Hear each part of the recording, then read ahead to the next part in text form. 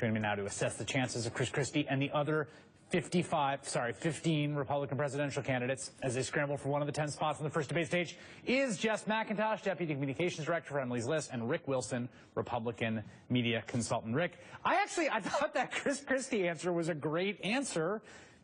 And it was such a through-the-looking-glass moment because Christie had built up his brand, particularly, you know, outside of New Jersey, to Tea Party activists as this, like, I'm the guy who basically says you're fired to people at town halls. And here he is trying to hop on the other side and be like, well, it doesn't actually work that way when you're a politician or you're governing in any fashion. Like, all this bluster is only going to get you so far. Look, I don't know how much Chris Christie consciously modeled his image on Donald Trump, but the character Donald Trump plays on TV doesn't exist in the real world. And so when a guy like Christie is out there trying to do the same, you know, big swagger thing, right, after a while it runs into reality. And when you've got somebody who is more outrageous, who is more deliberately provocative, who is more crazy on every axis, you know, you can't chase that as a guy like Chris Christie, who is, you know, in the single to low single digits right now, and is almost an afterthought in the campaign. Jess, I thought it was interesting. The latest polling had Kasich creeping into third in New Hampshire. Now, Kasich is someone who has declared later than everyone else. He also, you know, has quite a distinguished resume insofar as he's been in both in Washington. He's been the governor. He got elected in a blue state.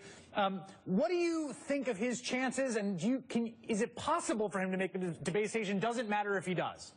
I mean, he's the Ohio governor, so it's kind of amazing that we are talking about a state that, I mean, if you asked average Americans what the most important state in a presidential contest is, they're either going to say Florida or Ohio. Right. We've got the governor running, and look at the week that was. He announced, but you don't even remember that because Rand Paul chainsawed the tax code. Lindsey Graham put his phone in a blender. Mike Huckabee had those despicable comments about Israelis in the oven. Donald Trump wore golf shoes on the border.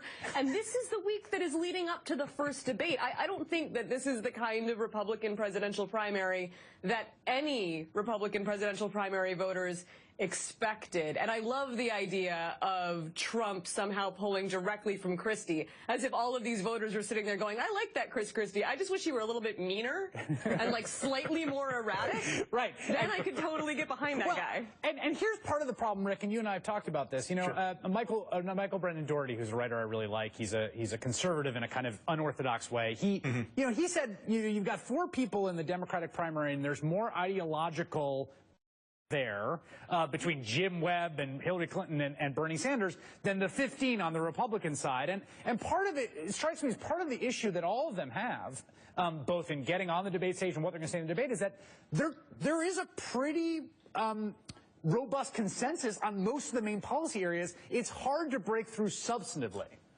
Sure, there are a lot of things about presentation and style and affect that are going to really be on display during this debate. And you're going to see folks who have very solid conservative records and a lot of very similar philosophies within a fairly big band of what comprises modern conservatism. And then there's going to be the character Donald Trump plays on TV. So you're going to have all these people that have pretty considered policy opinions, and they may vary a little bit, but they're all in the sort of the general mainstream of modern conservatism. And the question is going to be which one's going to put on the best show and bring in some real heat on Donald Trump in terms of policy and substance in the course of this debate. You know, Jess, I think it was Bernie Sanders had floated the idea of cross-party primary debates, right? So why? And I think this is actually a fantastic idea because for precisely in some ways the reason that Rick was saying, which is, you know, there's particularly in the this huge Republican field with somewhat limited substantive areas of disagreement. You know, why not have, you know, Bernie Sanders and John Kasich and Jim Webb and Carly Fiorina and Hillary Clinton and Ted Cruz? I would love that. I can't wait to get down to the contrast between what the Democratic agenda is and what the Republican agenda is. On the Republican side, like you do have a little bit of a spectrum on some issues. Some people want to have a pathway to some sort of normalization for Mexican undocumented immigrants, and some people want to electrify a fence. That's a bit of breathing room there between the two.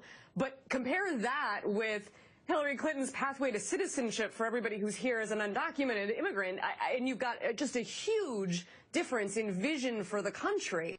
I'm kind of excited to explore that. I would like to get to that point. I would love to see Hillary Clinton debating Ted Cruz early on and often. No, I mean really mean this. Like I would love a set of one-on-ones very early on.